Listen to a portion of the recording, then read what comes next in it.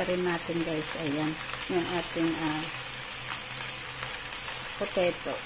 I-fry muna natin ang potato bago natin isahog sa ating chicken para hindi siya madaling madurog.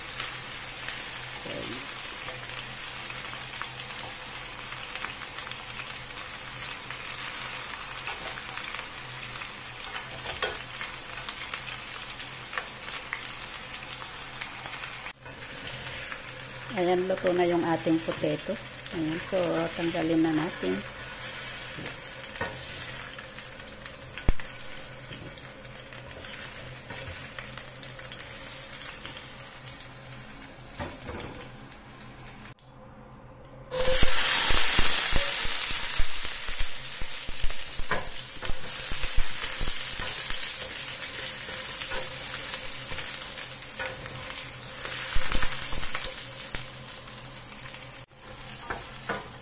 Ayan, luto na guys. So, tanggalin na natin.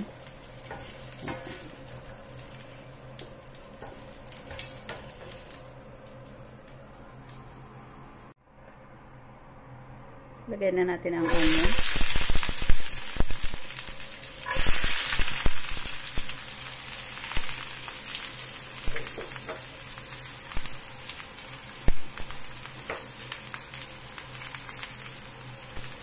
Haluin lang natin. Ayan na yung ating ingredients. Yung ginger, shallot, at saka garlic.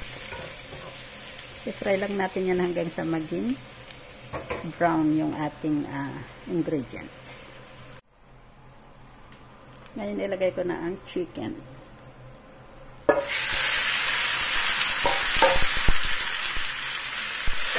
So i-fry lang natin yan hanggang sa maging brown yung ating chicken.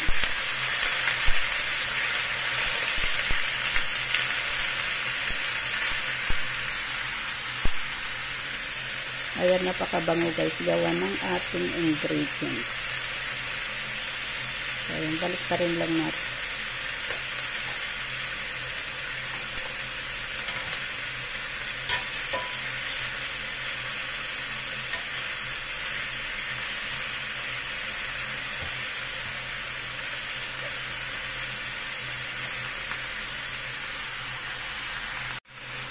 Maglalagay na ako ng paminta. Ayan yung ating paminta. And then maglalagay na rin ako ng ketchup. Ayan yung ketchup natin.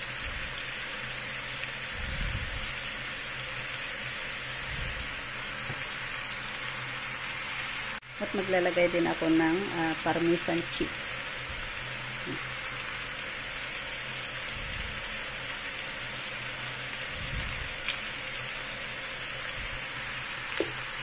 Ayan, so haluin lang natin.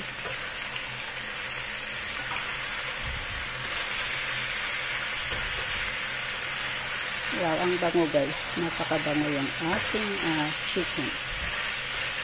Chicken apretada. Pero wala ako yung liver spread. So ito lang ang ilalagay. Ayan, at maglalagay na tayo ng tubig. So, takpan lang natin. Stay lang yan ng 15 to 20 minutes.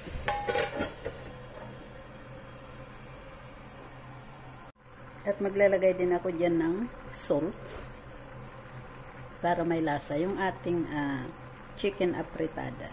At maglalagay din ako ng chicken powder.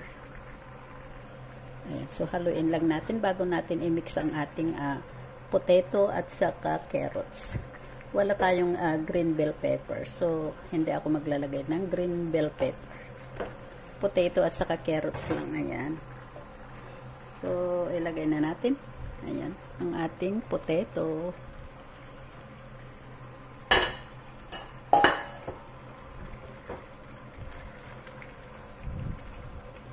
So, takpan lang natin.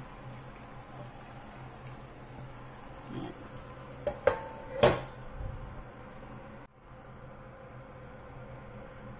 Ito na guys, luto na yung ating chicken apretada. Ayan. Wow, ang sarap. So ngayon, pwede na natin i-serve. Mag-serve na tayo. So maglagay na tayo sa ating serving plate. So So, ayan na guys. Wow, it's delicious. Ito yung ano guys, yung yellow chicken. Yung corn chicken na tinatawag nila dito sa Taiwan.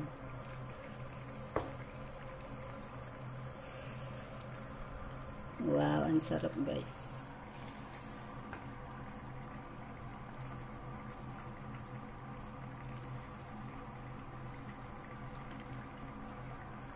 So, ayan na guys ang ating apretada, chicken apretada. So, thank you guys for watching. Please don't forget to click like and share.